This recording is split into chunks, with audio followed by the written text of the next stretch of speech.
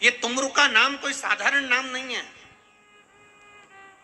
5 पुष्प, 5 बेलपत्र, 5 दुर्वा और 5 पात्र, मतलब 5 लोटा जम के बोलो जल। ये कोई साधारण नहीं है। बहुत बहुत ध्यान दीजिएगा। बहुत जिन जिन बच्चों के विवाह में देरी हो रही हो, बेटा बेटी के विवाह में देरी हो रही हो, या सफेद आंकड़े की जड़ तुमरुका जी के नाम से बांधने के बाद भी गर्भ नहीं ठहर रहा, तो ये नंदीश्वर शिव महापुराण की कथा खगड़िया में जो चल रही है बिहार में, इसके आज शुरू के दिन की कथा का स्मरण करिएगा। 5 बेलपत्र, 5 दुर्वा, 5 पुष्प और 5 लोटा जल।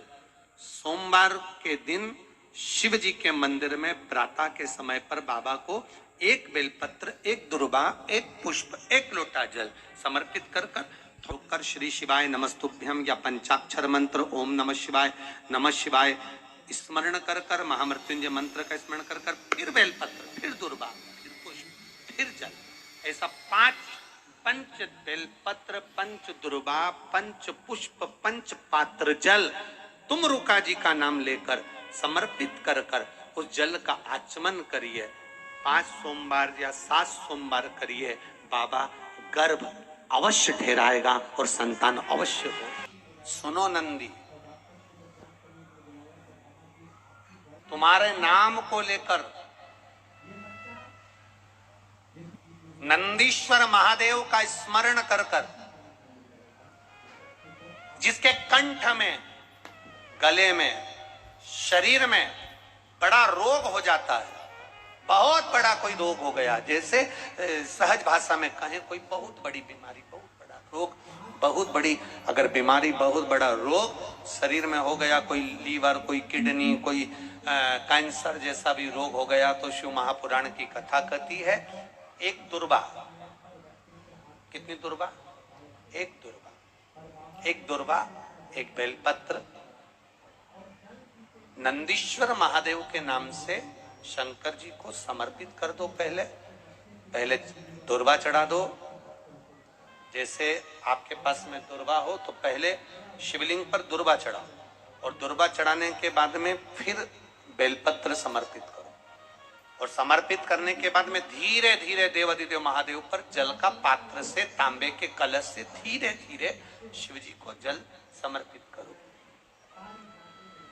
धीरे धीरे भगवान शंकर को फिर जल समर्पित करना प्रारंभ। जब आप धीरे धीरे जल चढ़ाना प्रारंभ करेंगे, जल चढ़ाएंगे, धीरे धीरे जल चढ़ाकर उसको दुर्वा बेलपत्र जो चढ़ाई है उसके ऊपर से चढ़े हुए जल को आप लेकर आएंगे। नंदीश्वर शिव जी का नाम लेकर, नंदीश्वर महादेव का नाम लेकर उस जल को किडनी, लीवर, कैंसर जैसे बड़े बड़े रोग जिसके शरीर में हो गए हों, उसको मात्र आधे से आधा चम्मच जल भी रोज प्रतिदिन दुर्वा बेलपत्र चढ़ाने के बाद जो चढ़ाया गया जल है उसको लाकर पिलाएंगे। धीरे धीरे बाबा नंदीश्वर का नाम लेकर चढ़ाएंगे तो आराम लगना प्रारंभ हो जाएगा। नंदीश्वर महादेव। शिव मंदिर जाते हो आप लोग, शंकर जी के मंदिर जाते हो, तो कभी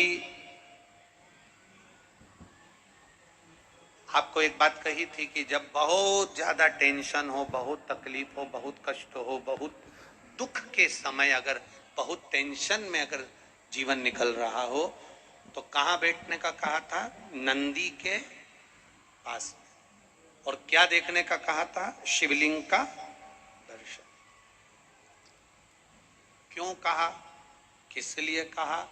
तो नंदीश्वर शिव महापुराण की कथा कहती है, नंदीश्वर शिव महापुराण की कथा वर्णन करती है, जब हम नंदी के पास बैठकर भगवान शिव को एकाग्र चित्त से मौन होकर देख रहे होते,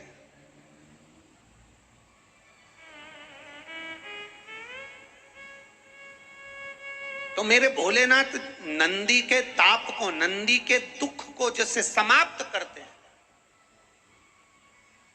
उसी तरह मेरे शिव हम केवल नंदी का स्पर्श कर कर, चरण पकड़कर मात्र दर्शन करते हैं, तो हमारे जीवन के दुख भी नंदी